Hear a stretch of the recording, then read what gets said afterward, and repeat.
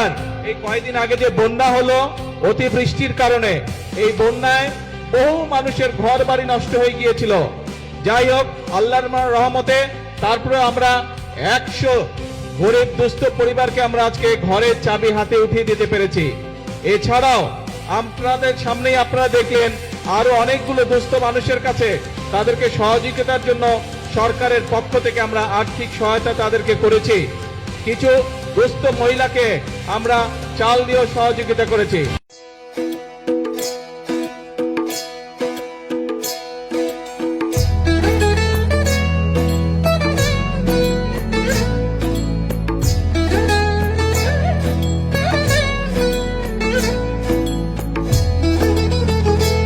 আসুন আজকের এই জনসভায় আমরা সেই শপথ গ্রহণ করি, সেই প্রতিজ্ঞা গ্রহণ করি যে বাংলাদেশের মানুষ আর বিভ্রান্ত হবে না, বিভ্রান্তকারীদের কোন রকম প্ররোচনায়। বাংলাদেশের মানুষ এখন সামনের দিকে যাবে। বাংলাদেশের মানুষ নিজেদের ভাগ্যের পরিবর্তন করবে। বাংলাদেশের মানুষ একই সাথে তার দেশের ভাগ্যের পরিবর্তন করবে।